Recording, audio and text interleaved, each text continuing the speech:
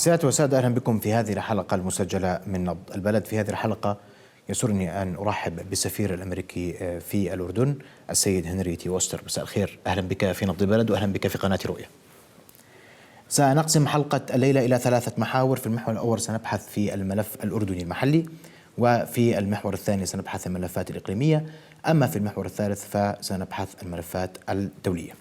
سأبدأ من المحور الأول سعادة السفير، وأبدأ في الملف الاقتصادي تحديدا في الأردن، والتساؤل الدائم عن الدعم الاقتصادي الأمريكي. ما هي أشكاله وما هي أشكال هذا الدعم للمملكة؟ First off, thanks for having me on your show, Mohammed. I'm really delighted to be here, and I am eager to hear the questions that your viewers have and what you're interested in. So let me say that at the beginning. On the matter of the financial assistance to Jordan, I think most of your viewers will be familiar with the fact that the United States has been the most significant financial contributor in terms of being a partner and a donor to Jordan. That's the foremost thing to bear in mind. The second thing that I think is very important for everyone to bear in mind is we do this because we are interested in Jordan's stability. It is a paramount objective for us. Nothing about what is productive or useful for the interest of the United States can be carried out or can be fulfilled if Jordan isn't as solid as it possibly can be. That is the paramount objective of everything we do here throughout all forms of our assistance. سأسأل في قضية، وهنا دائما السؤال إنه هل من جديد، هل من زيادة في الدعم الأمريكي للأردن في السنوات المقبلة؟ So the negotiations are underway now for what we call the MOU, the Memorandum of Understanding. That's the assistance agreement. And no, we don't yet have what we call our final numbers. So that process is ongoing as you and I sit here today. But no, we don't yet have the numbers, but I'm confident that we are going to get a predictable amount of money, of assistance for Jordan. That's our objective, is that it be predictable so that the Jordanian government has predictable figures against which to work as it conducts its planning and looking out towards the future. البعض يعتقد، وهذا أمر مفهوم شعبيا على أقل تقدير، هذا الاعتقاد الشعبي، أن كل المساعدات المالية التي تقدمها الولايات المتحدة الأمريكية مرتبطة بتدخلات سياسية في الشؤون المحلية الأردنية. هل هذا صحيح؟ It's not correct.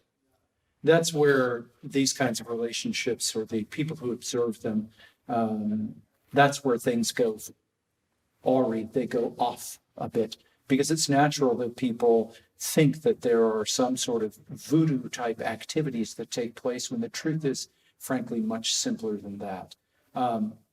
Jordan is a sovereign country. That is the foremost point for everybody to bear in mind. Countries around the world are sovereign. We'll come to another one of them in a few moments. But Jordan is a sovereign entity. At the end of the day, and frankly at the beginning of the day, Jordan makes its own decisions. The United States doesn't get to make those decisions. Jordan makes those decisions for itself. ولكن لا يوجد هناك أي تدخل في السياسة الداخلية المحلية الأردنية. No, I've seen some of the commentary perhaps that you're alluding to, and I know it's not single to any one person making comments or observations, but I'm familiar with this line of thinking that somehow we're involved in machinations, which mean that, say, in order for Jordan to get this assistance or this support on something, then they must do in turn some other activity, sort of like a law of physics. In order for there to be a reaction, there needs to be an action. The simple truth of relationships between sovereign entities, between states, is that they are by their very nature political. And no, it's not a mercantile relationship where in order for me to get a commodity, I give you a certain amount of currency. That's not what this relationship has looked like for more than 70 years now, and it's not what it looks like today. طيب، سأعود في هذا الإطار. برضو هناك بعض الأقوال الشعبية، حديث متداول أن الولايات المتحدة الأمريكية تضغط على الأردن في ما يتعلق تحديدا في قضايا الشباب وقضايا المرأة. So we have priorities in the same way that all states do. And in this case, one of them is we would like to see greater economic opportunities created in Jordan. And one of the objectives that we aim for is the empowerment of women and youth, with the end in mind that Jordan, number one, is a very young country. what, 70% of the kingdom is 30 something or younger. That's a stunningly young country. And the good news is that you're young and well educated. But also, that is your future. The greatest resource for any country, notwithstanding, say, high tech or whatever else they may have, oil or gas or what you may or may not have, your people are your foremost resource. And that's why our investment is in youth. And to be clear, youth here is a somewhat elastic term. It's not just, we're not talking 5-year-olds. Youth in the lexicon that's used for the professional understanding of this usually means what we would normally call young adults. So say age about 18 into their 30s. So that's what youth is. And women, of course, are 50% of your population. Again, Jordan is a very young country. The majority of your population are young. And we would like to see more economic opportunities created for those people and also by them, make the investment in them today so that in time they in turn are able to return that to Jordan in terms of an educated populace. Women alone in a country, in this country, in Jordan, we've done the statistics on it. If you look at the women alone in Jordan, if you were to employ them maximally, again, that would assume that all women would wish to be, or the majority would wish to be doing that.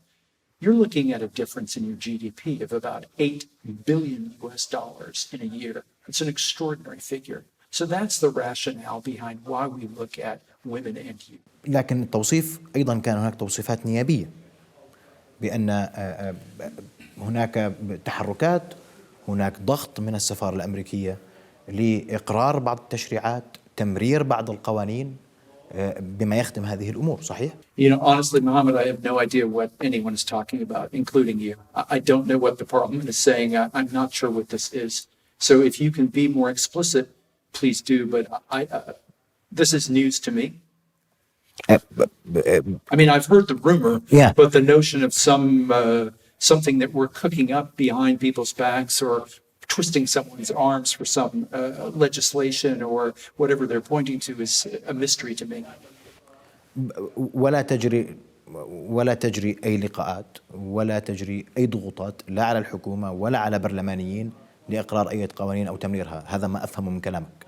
I am completely 100% unfamiliar with any pressure on the part of the United States Embassy to twist any arms in the Parliament of Jordan about anything at all. هذه إجابة مناسبة وواضحة. وفي هذا الإطار كان في قضية المياه وتوقيع اتفاق النوايا، وكان هناك دور أمريكي في هذا الاتفاق، والبعض أشار إلى أن الضغط الأمريكي هو من دفع الأردن لتوقيع اتفاقية المياه، اتفاق نوايا المياه. I say that it's incorrect. That whoever is saying this is misinformed. So it is in the interest of the United States to see Jordan diversify its water supplies. That is our interest. It's also in your interest, but I won't speak for Jordan. That is correct. But this treaty that you're referring to, or this agreement, or what I think of as Project Prosperity, this is a commercial-driven deal between the private sectors of the three countries that you named, not the United States. It's between Israel, Jordan, and the Arab Emirates. That's where the deal is. It's a commercially driven treaty. Are we supportive of that? We're supportive of it. Why? We're supportive of it, yes, because Jordan needs to diversify the sources of its water supply. You don't need lectures from any foreigner, much less from me, about the fact that Jordan is the second, third most water scarce country in the world. So you need as many sources of water as you can find. This is potentially one of them. Let me be clear, this is a sovereign decision for Jordan or for the commercial actors involved in terms of whether they see something there that's worth their while, not for the United States government. Again, you know why we're interested. We want the diversity of water supplies. We are not a partner in it. We don't have any funding involved in it. هناك من يقول إذن لماذا لا تدعم الولايات إذا كنتم حريصين على مسألة المياه والاستقرار الأردني في موضوع المياه؟ هناك قضية الناقل الوطني، وهذا مشروع طرحته الأردن. لماذا لا تدعم الولايات المتحدة الأمريكية هذا المشروع؟ So Red Sea, Dead Sea, was an outgrowth directly of the 1994 Wadi Araba Treaty. The United States put $100 million into an escrow account to support that project. We were very keen to see it come to pass. When I served in Jordan before, which was not a long time ago, we were also very keen to see it pass. However, it never did come to pass for a mixture of reasons that are economic, maybe political as well. Long story short, it didn't come to pass. Meanwhile, Jordan's need for water, again, given the criticality of water as a resource, and by that I want to be absolutely clear, if you don't have oxygen to breathe as a human being, you don't survive. If you don't have water to drink, you don't survive. So when I say critical, I really mean a strategic requirement, an absolute necessity for human life, much less production, agriculture, and so forth. So it was very important that Jordan be able to meet its requirement. What Jordan did was to go instead with its own with its own desalination process, which is what you sometimes hear referred to as the Aqaba Amman water conveyance, the national conveyance. It's all the same idea. Desalinate water coming out of the Red Sea. It is entirely within Jordan's control, 100%. And so that's the project you have before. We were very keen to see Red Sea, Dead Sea flourish. Why? Jordan needed the water, and it also promoted the other aspect of which Wadi Araba was keen to promote, which was regional integration. But for a mixture of reasons, that project did not come to pass, and Jordan could not afford to wait any longer to get water. اليوم يعني أنت ذكرت موضوع المياه وذكرت موضوع الشباب والمرأة، ما الأولويات الأخرى للإدارة الأمريكية فيما يخص الأردن؟ There's an absolute priority, and the one task I was given when I came to Jordan was, Henry, Jordan, it's imperative that it is stable as possible. If you can get it on its path to prosperity, all the better. Again, the absolute imperative in a single word is stability. We would like to see things move at better than stability. We would like to see resilience and strength. Jordan, despite living in a difficult neighborhood, doesn't have anyone who is, at least as you and I sit here today, does not have a neighbor who is plotting a conventional military assault on Jordan, thankfully. The terrorists who are in the region, and some of whom may be about in the kingdom, but I'm thinking primarily in the region, they don't have, again, through the good work of your security services, they don't have the capability to take on the Hashemite kingdom, to take on the state.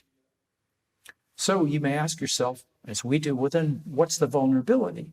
And the vulnerability is an economic vulnerability. That's the vulnerability to the, again, speaking as the U.S. ambassador, that for me, the key vulnerability that I focus on is the economy. That's the greatest threat to what I have been given as an instruction, which is stable and better than stable if you can do it. نعم. في سؤال أخير في هذا الملف، أهمية العلاقة الأردنية الأمريكية، ودائما التساؤل ما الثابت والمتغير في هذه العلاقة. So within the relationship, one thing that has been, I'll call it a constant, and stable is another way to put it, a constant has been mutual respect. The United States doesn't have any other partner quite like Jordan, certainly not in the Middle East, and arguably anywhere in the world. This is a relationship that has gone back for generations. It's gone back for decades. We have projects and issues that shift in terms of what's on your agenda today, what's on ours, what's on our mutual one. Those may change with time, so those will shift, and that's appropriate and natural. But again, what does not shift is the bedrock, foundational, mutual respect. It speaks volumes, and it should, that the first head of state to visit the White House, to go to the Oval Office with the president, was King Abdullah. بهذا القدر أكتفي في الملف المحلي. سأنتقل بعد فاصل قصير للمحور الإقليمي، وسنبحث في قضايا متعددة تخص هذا المحور، سواء القضية الفلسطينية أو سوريا، الملف اللبناني، وأيضا موضوع الحرب في اليمن. بعد فاصل قصير نواصل، ابقوا معنا.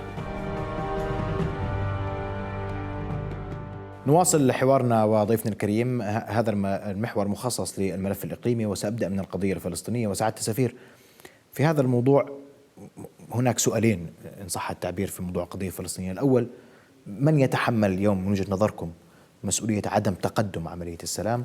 وفي الجزء الثاني، هل انتهى موضوع صفقة القرن بانتهاء عهد ترامب؟ The Biden administration has been very clear in terms of what its perspective and its policy is on the Middle East, and notably with what you had mentioned. So as you know, and as your viewers, I trust, will be aware, the Biden administration does not have anything called the deal of the century. So it's not a fair charge to say, and I've heard this in a number of places, I've also heard it in some quarters at home, it's not a fair charge to say that the U.S. has stepped away from the Middle East. I understand why some people believe there are some grounds to make that, to come to that conclusion, but the fact of it is that we have a policy, particularly with regard to what we have traditionally called the Middle East peace process. This administration's policy towards the Middle East peace process has been unequivocal, and it's been straightforward. The president has maintained his support and the administration's support for a two-state solution. The president and the secretary of state have been, among others, have been straightforward and also public in terms of their declarations about the harm they see that settlement activity brings to peace and to the prospects for a two-state solution, for a negotiated political outcome. We've seen the same statements about the U.S. continued desire to reopen our consulate in Jerusalem. So I think the administration has been absolutely crystal clear about whether or not we're still in the Middle East and whether or not we are still involved with the peace process. It is to the benefit of the interests of the United States that there are political horizons for the Palestinian people. It is absolutely not in our interests that they feel that they are in a desperate circumstance. Number one, on a humanitarian level, obviously, that's not an appropriate situation to take.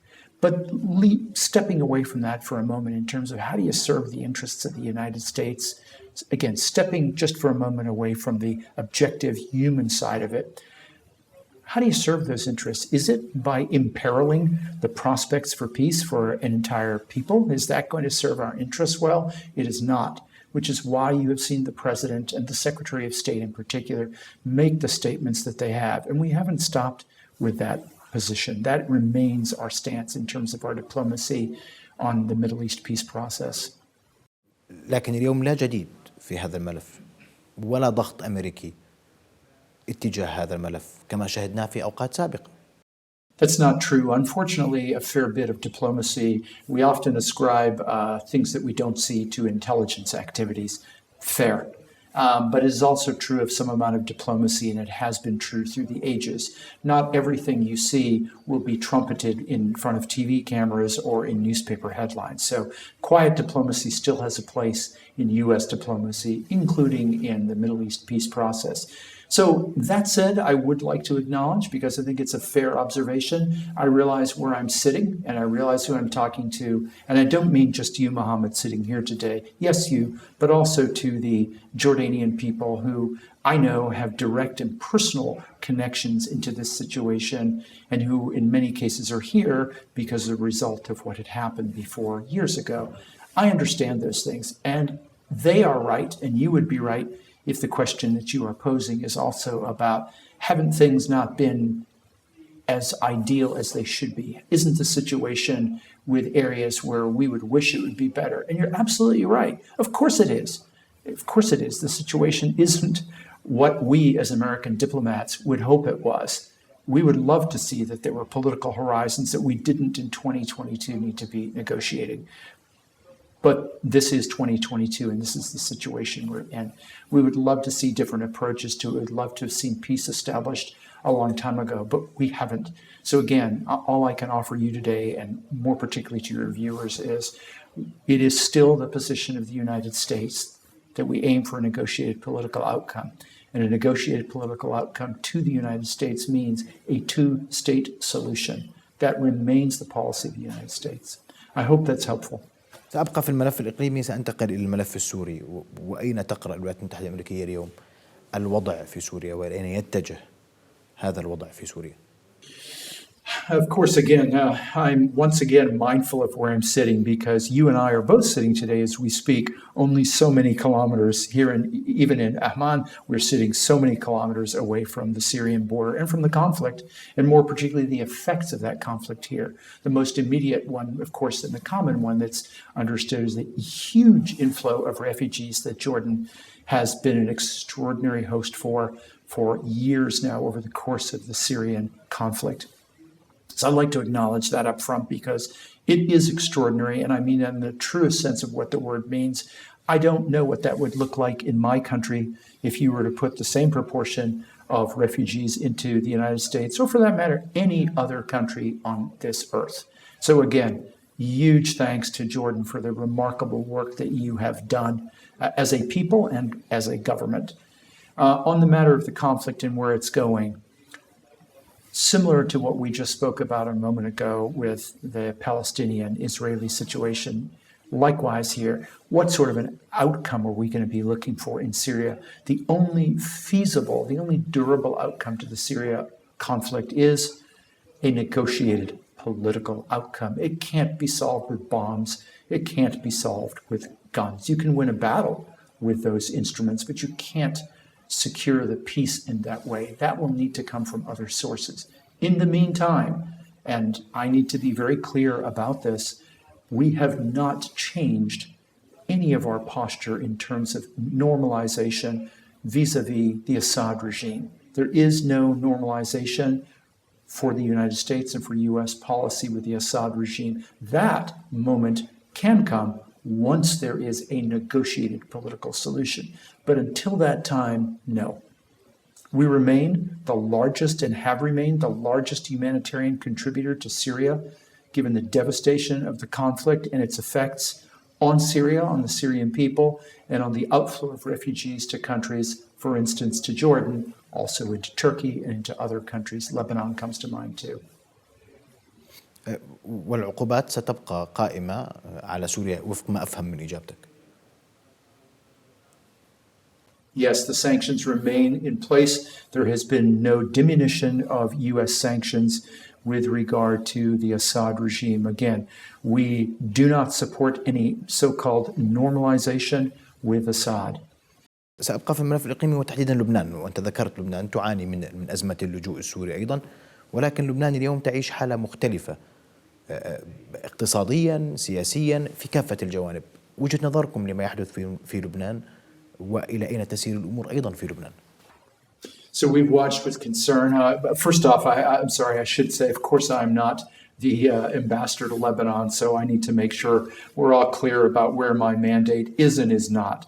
But in terms of making the observation as an American diplomat in Jordan, looking at it, we share the concerns that Jordan has about the destabilizing consequences, and of course the human suffering as well. So huge thanks to Jordan for the enormous work that you have done for the provision of energy supplies to Lebanon, with the work that you're doing to supply their grid so that in turn they have power, so that in turn hospitals can operate, stores can open, so forth and etc. That would not have been possible had it not been done through Jordan.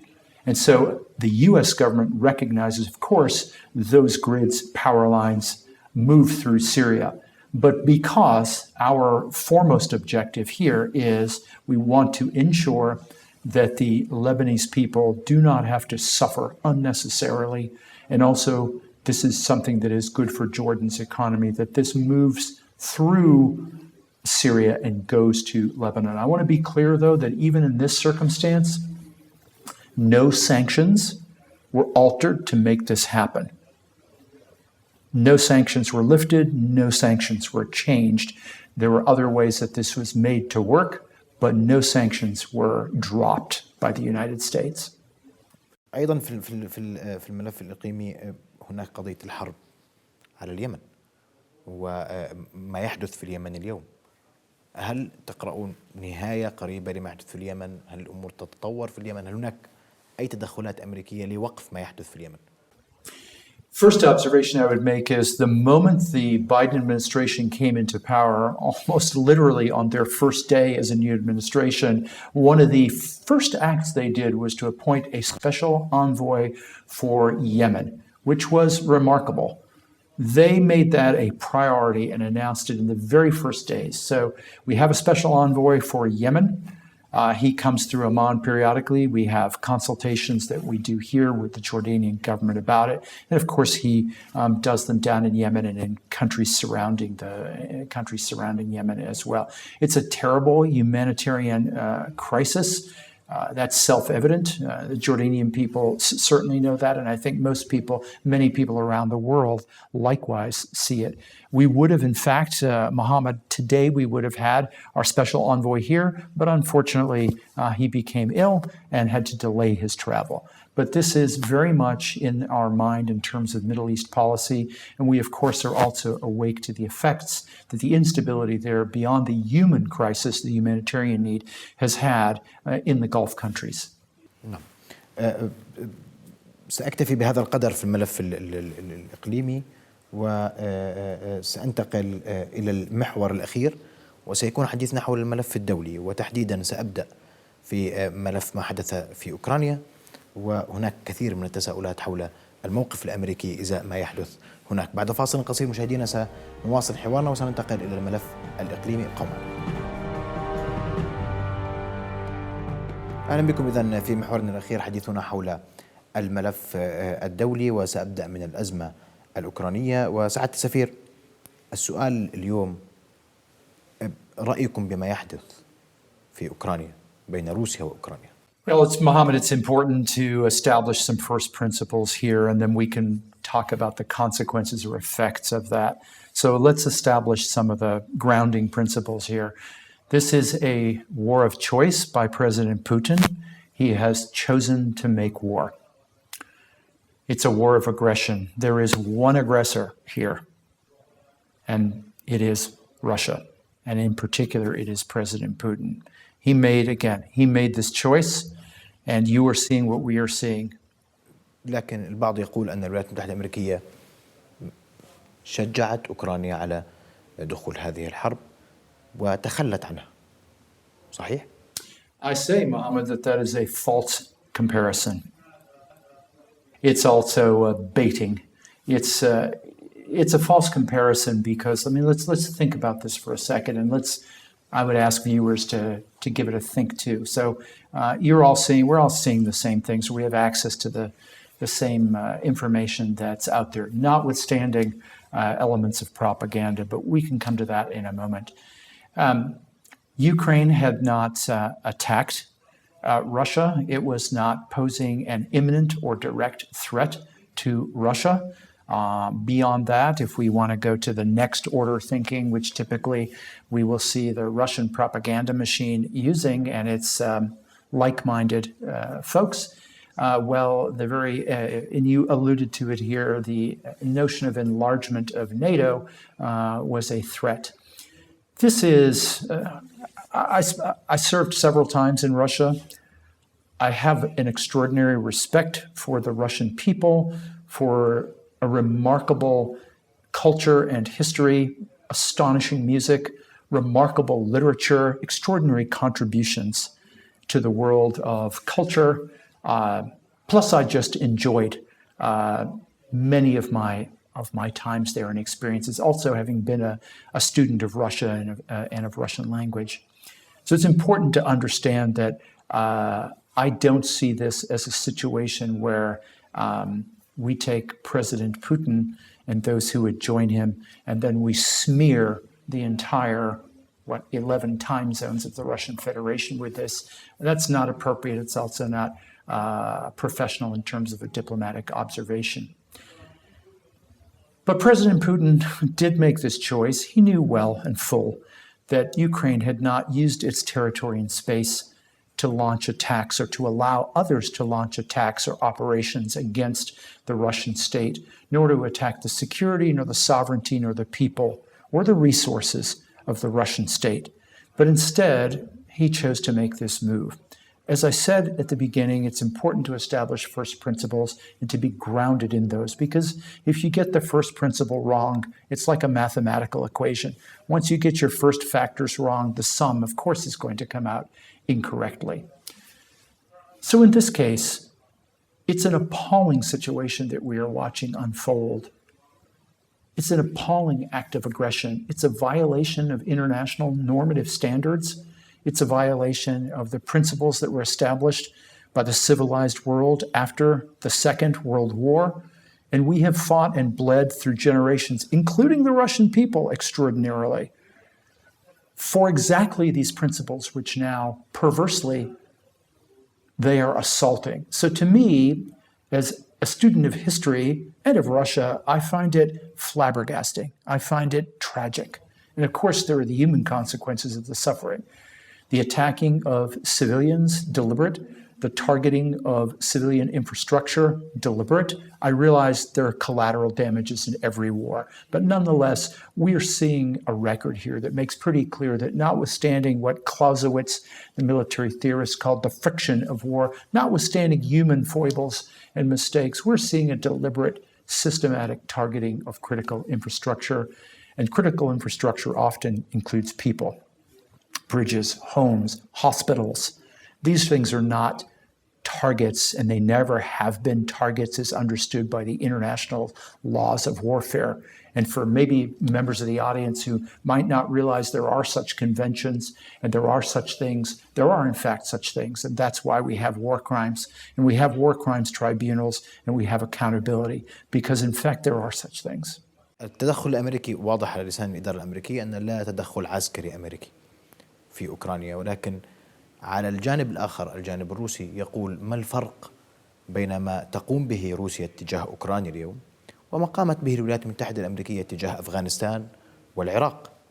Well, again, Mohammed, the notion of what the U.S. military, and by the way, the Jordanian military, likewise alongside us, for which we remain extraordinarily grateful, in, for instance, places like Afghanistan, I think everybody understands, or I trust everybody will understand, why were we there? Because Afghanistan was allowing others, namely terrorist groups, multiple of them, to use its space as places from which they would obtain sanctuary, they would conduct training, and they would launch attacks. That's a very different circumstance, meaning not the same circumstance at all from what Russia saw in Ukraine, where that absolutely was not the case. That is a false comparison. إذا ما تحدثت عن العقوبات التي تفرض على روسيا اليوم، هل برأيك ستؤثر هذه العقوبات على روسيا؟ I trust that they will, but they're never going to be in the time that you or I or someone else might wish they did. Sanctions are an effective tool of statecraft and of diplomacy, but they seldom deliver results overnight. They also are painful, and they also are painful on people they're not aimed at. We are not aiming the sanctions at the Russian people. Likewise, in Syria, we are not aiming our sanctions at the Syrian people. They are targeted and they are aimed at the Syrian regime. In this case, switching now to Russia, they are aimed at the decision makers and the powerful and the people who enable what we are seeing now in Ukraine, the assault on it. That's where the sanctions are aimed. But they will, in the interest of candor, they will have other effects. They're going to make life harder for the average Russian. They're going to make banking more difficult. They're going to make what's accessible in the market more difficult. They're going to make it more difficult if you're sending your child abroad for an education to do that, among many other things. But again, it's crucial to understand the United States does not aim its sanctions at the Russian people. They are not our target here. That is not our intention. But yes, we already can see that they are having effects now. Again, will they be sufficient in terms of delivering the effects we would like to see, i.e., ending the invasion of Ukraine, probably not in the time we would like to see them do it. لكن البعض تحدث أن حجم العقوبات كبير جدا، ولم يسبق أن يعني حجم العقوبات الأمريكية والغربية على روسيا أكبر من تلك على كوريا الشمالية، أكبر من تلك على إيران. Yeah, I think that what we have now with the sanctions that you're seeing in place with Russia, and mind you, still, it's important, Mohammed, to remember that we're still in early days of this conflict. Neither you nor I nor the viewers know how long this will continue, nor do we know the degree to which it may broaden. We just don't know those things today. It's the nature of conflicts. But in terms of the range and the scope of the sanctions, it has been an astonishing response, and I have to strongly suspect not the response that President Putin was looking for, remarkably solidifying in much of the world in terms of their response, whether it was on the level of civil society and the responses that they have had to this aggression, or whether it was on the part of governments. Let's look, for instance, at in Europe. Well, let's take Germany alone. I don't mean to pick on Germany, but let's take it as an example that's familiar to viewers. Germany has made a dramatic increase in terms of its defense spending immediately and directly as a result of what it saw in Ukraine. And it's not alone. Likewise, in terms of its investment in the Nord Stream gas pipeline, again, a huge investment for Germany and an important and necessary thing for Europe energy. But again, they have made those decisions to pull out and to dissociate. You've seen this also in the commercial sector. A number of well-known named firms come to mind, and they have all stepped away, and increasingly so through this morning before I came in here to speak to you. And I expect to see more of this.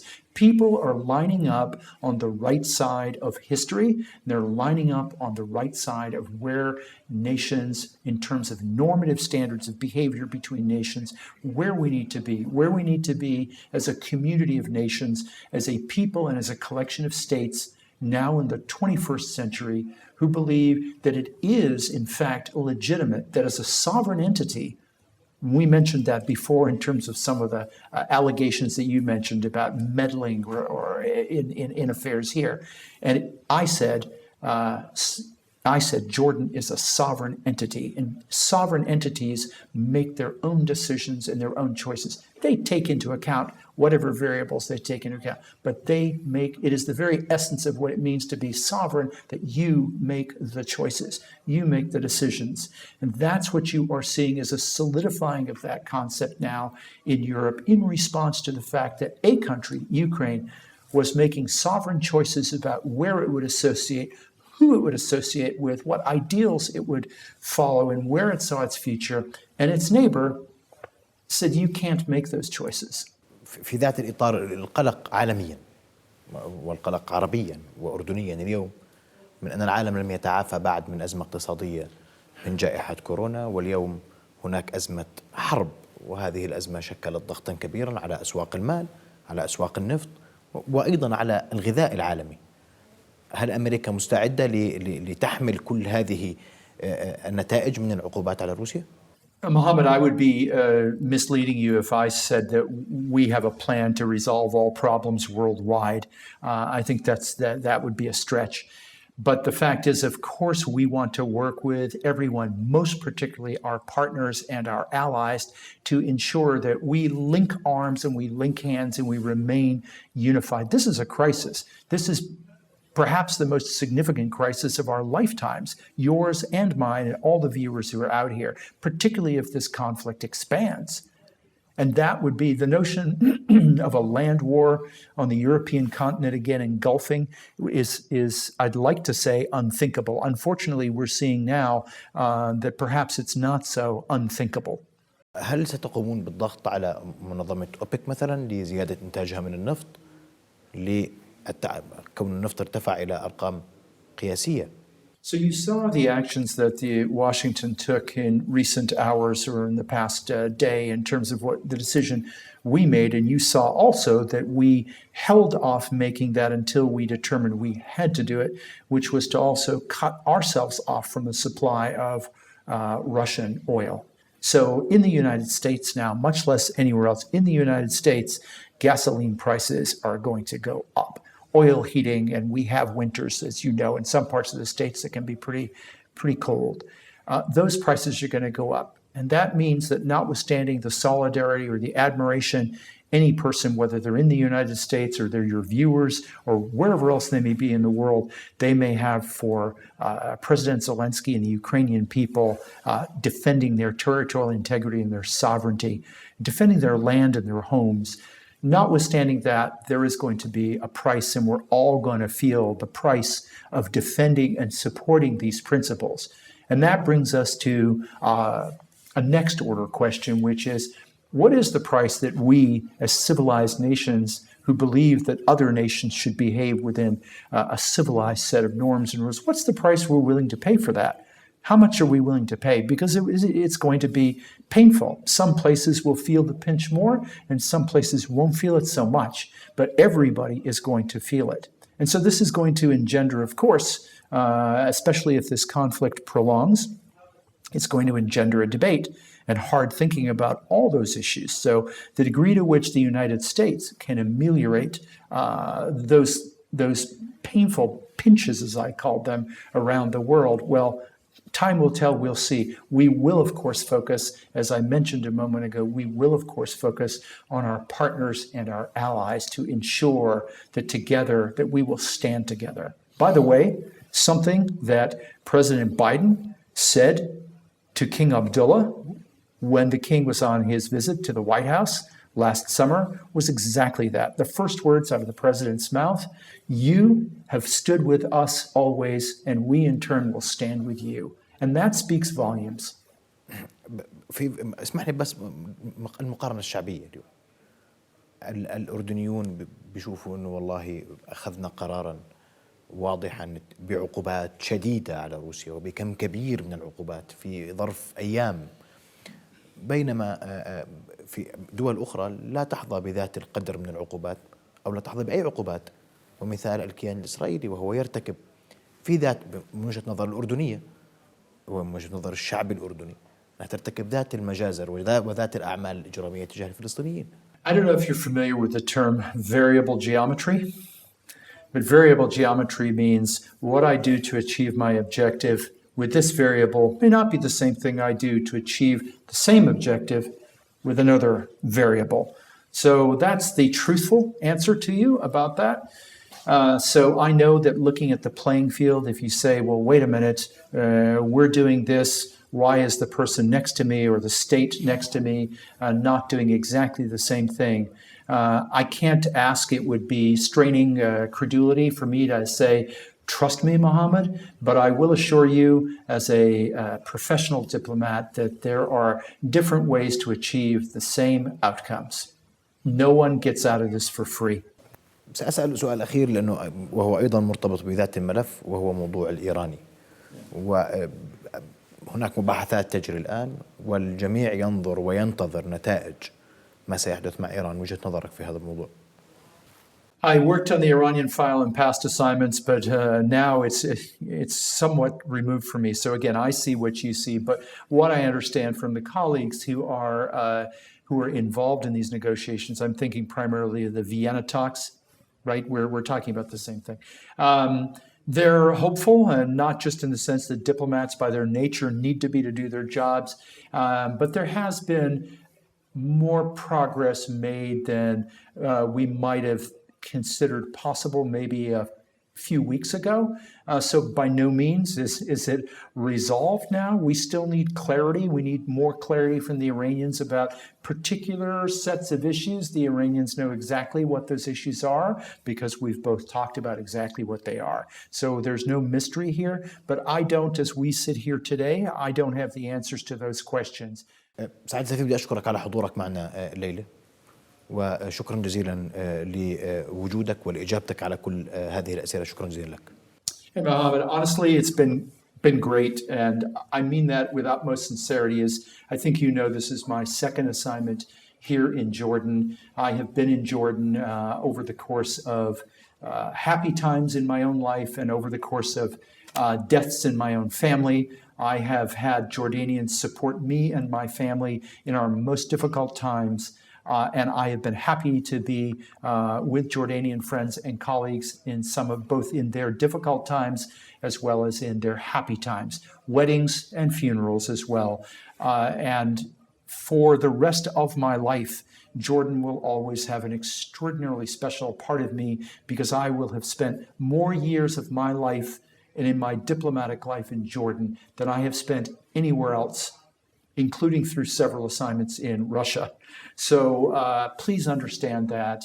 And it's a real honor to serve here with the Jordanian people and to serve here with your government. We see eye to eye on many things, and there's some things we don't always see eye to eye on, which is, by the way, a pretty normal way of going about one's diplomatic life. But I've really never seen a partnership like this anywhere, and I've served, if you're familiar with my background, in a variety of places. So hats off to you personally for the job you're doing here. I would very much be delighted to see less Russia Today and Sputnik on your channel. But that notwithstanding, again, it's a real honor to be here. And Mohammed, I'm happy to see journalism going forward in the way you're doing it and the way Rؤيا is doing it. Thank you. أشكرك سعادة السفير. وفقط للتعليق على ما ذكرت حول سبوتنيك وروسيا اليوم، أنه نعتمد مختلف وسائل الإعلام ونعتمد الرأي والرأي الآخر، هذا فقط للتوثيق لك، وجزيل الشكر على ملاحظتك. مشاهدينا الكرام، إذن هنا نكون قد وصلنا لنهاية هذه الحلقة المسجلة. نلتقي غدا، تصبحون على الف خير.